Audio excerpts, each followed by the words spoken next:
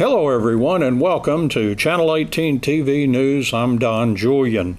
In the news, a Sulphur Springs ISD bus was involved in a minor crash Monday on League Street and Ingram Street just south of Main Street. There were no injuries reported. For a time, traffic was routed off of League Street onto Henderson Street. SSISD Assistant Superintendent Rusty Harden said the bus was in collision with the back of a vehicle. The bus had very little damage and the car had some damage. The accident was reported to emergency dispatchers at 7:13 a.m. Monday. And again, no injuries reported. Donald W. Washington, a Hopkins County native, was sworn in as the director of the U.S. Marshals Service during ceremonies Friday in Shreveport. Attending that ceremony were Hopkins County Sheriff Lewis Tatum, Sheriff's Investigator Dennis Findley, and Hopkins County Sheriff's Lieutenant Retired Harry Washington.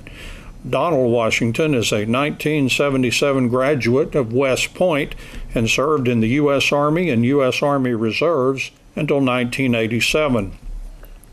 Washington earned his Juris Doctor degree from South Texas College of Law in Houston in 1989. In 2001, President George W. Bush appointed Washington as U.S. Attorney for the Western District of Louisiana. President Donald Trump selected Washington to lead the U.S. Marshal Service in October, and he was confirmed on March the 14th. And that swearing-in ceremony again took place on Friday. The Sulphur Springs High School UIL academic team competed in the district meet Friday and Saturday at Sulphur Springs High School. 4 teams, perhaps a fifth, and quite a few individuals qualified for regional competition. We get results from Wildcats UIL academic coordinator Gerald Grafton. We had all our accounting and our regular events on Saturday. On Friday, we had computer science. We had our writing events on Friday. So we had a great time. It's a very close race right now between 3 schools. We're ahead by 18 points right now overall. Lindale is close behind us, and then Mount Pleasant is about 100 points behind us right now. Oh, okay. We still have one set of contests left, and it's a substantial set of contests. It's the speech and debate parts, so still a lot of points out there, so it's going to be a close race going into that last day. But we're happy that we're at least ahead at this point. So, yeah. Had several teams that have placed, a lot of kids placed, and we have several that are already advancing to region. In accounting, Felipe Alba got first place, Alex Plumley got second place, Daniel Soto got third place, and the team got first place team. They will all be advancing to regionals. Paula Haas is the coach of accounting. In calculator, Carissa Carter was third place overall. Isaac Gutierrez was sixth place, and the team of Carter, Gutierrez, Kendall Little, and Peyton Baugh got second place team. Carissa Carter will be advancing to regionals with her third place victory. In computer applications, Matt Wilder's coach, Braden Fisher, got fifth place. Dakota Souls got sixth place. In computer science, there was a first place tie actually in computer science. Braden Fisher and Dakota Souls got an exact tie. Kevin Orozco got fourth place. Blake Talmadge got fifth place, and they were the first place team, and they will all be advancing to regional competition as first place team. In current issues, Brandon Hodges got second place. James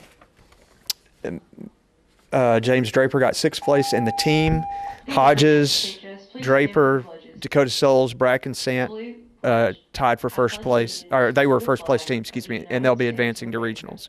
Madison Millsap is coach. Editorial writing, Angela Brown got first place. She will be advancing to regionals. Brandon Nelson is the coach of that event.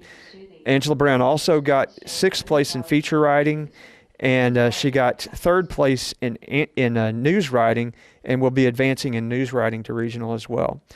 The Lit Crit team, currently on the website, they got the 4 top scorers in 5A in the state. So they had a great day, and that team consists of Carissa Carter. She was in first place. Lainey Whittle was second.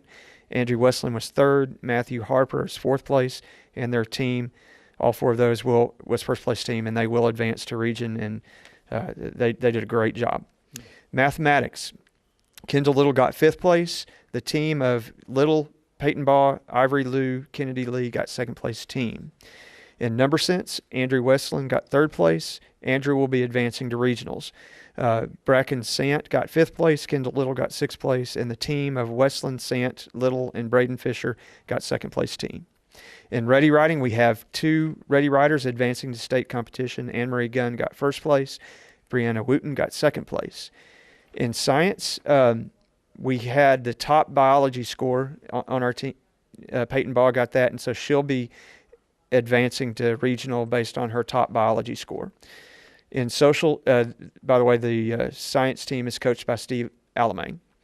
In social studies, Brandon Hodges got 3rd place. He will be advancing to region based on his 3rd place finish. James Draper got 6th place. That team got 2nd place team, and currently they are sitting as the wild card team. We haven't received all of the results, but right now it looks like they may advance as a wild card team. In spelling and vocabulary, Dawson Draper got 2nd place. Cameron Beard got 3rd place. Giselle Garcia got 4th place. Miriam Tran got 5th place. And the team of Carpenter, Beard, Garcia, and Tran got 1st place team. They will be advancing to regionals. Gail Herman is the coach of that event as well. We were extremely proud of all the kids and the way that they performed. Every place that we get adds to that point total, and so we always want to get as many people entered and participating. They did a great job. They had some tough competition, so extremely proud of our results thus far. What did they have to do at district to get to qualify for regional, either team or individual? To qualify as an individual, they have to get 1st through 3rd place. Okay. To qualify as a team, they have to be 1st place team, although there is a wild card available. So if you're the highest 2nd place team throughout your region, then you get to go based on being the wild card team. And like I said, right now I think we've got at least one wild card team set to go. So. In sports, Wildcats head football coach and athletic director Greg Owens has issued dates for spring football practice beginning later this month. He notes that the dates are subject to change. The schedule calls for spring drills to begin Wednesday, April 17th and Thursday, April 18th, with players in shorts and helmets. Then on Monday, practice will gear up after school and run until 5:30 p.m. Practices will be taking place then Monday through Thursday through May 15th, with the spring game set for Thursday, May 16th. Doing spring football will cost the program 1 week of practice in August and 1 scrimmage. Coaches feel the benefits derived from spring football practice offset the loss of a scrimmage and that 1 extra week of August practice. There was a bit of good news for the struggling Wildcats baseball team in a 9-4 non-district loss at McKinney North on Saturday. The Wildcats' bats came alive as the Wildcats actually out-hit the Bulldogs 10-9. And the Wildcats actually took a brief lead, opening the game with a pair of runs in the top of the first inning. But the Bulldogs struck back with 5 runs in the bottom of the first to go ahead to stay 5-2. McKinney North scored a single run in the fourth and 3 more in the fifth to lead 9-2 after 5 innings. The Wildcats scored 2 more runs in the top of the seventh to make it a 9-4 game. The Wildcats continue to struggle in the field as they had 4 errors.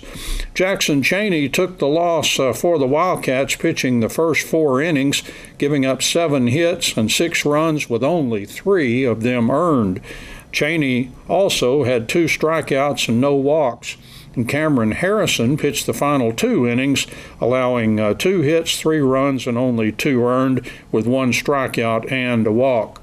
Caden Argenbright was 2 for 4 with a double and an RBI, and Cheney was 2 for 4 with a run scored. Jace Thompson was 1 for 2 with a double and an RBI. And Harrison was 1 for 4 with an RBI. Jake Davis was 1 for 3 with an RBI. Austin Dodd was 1 for 4. Will Sims was 1 for 3. And Connor Bergen was 1 for 3 with a run scored. Payson Edwards and Colson Hale scored runs. The Wildcats left 7 men on base. Wildcats season record now 10-7. And this is Lindale week in district play for the Wildcats. The Wildcats will play the Eagles Tuesday night at Wildcat Park, and then will be traveling to Lindale on Friday night. Wildcats are 0-1 against Lindale in district play, losing a close one at Lindale 3-2 back on March the 12th. Wildcats are currently 2-5 in district play, and they are in 5th place. The North Hopkins Panthers broke open a tie game with Quitman, scoring the game's last 10 runs in a 14-4 win at home Saturday. The teams were tied 4-4 after 3 innings, but the Panthers scored 5 runs in the bottom of the 4th, 1 more in the 5th, and 4 more in the 6th. North Hopkins outhit Quitman 8-5. The Panthers had 5 errors, and Quitman had 4.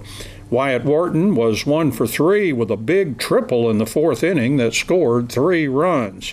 Victor Rojo also knocked in 3 runs and had a single and a run scored. Jesse Rivera was 2 for 4 with an RBI and a run scored. Colby Cameron was 2 for 4 with 2 RBIs and 2 runs scored. Branson Thomas was 2 for 3 with a double, 4 runs scored, and an RBI. And Bryson Gillespie scored a run and had an RBI. The Panthers also stole 9 bases, and Colby Cameron had 3 of those. And that's Channel 18 TV News for today. I'm Don Julian. Thank you so much for joining me, and so long, everybody.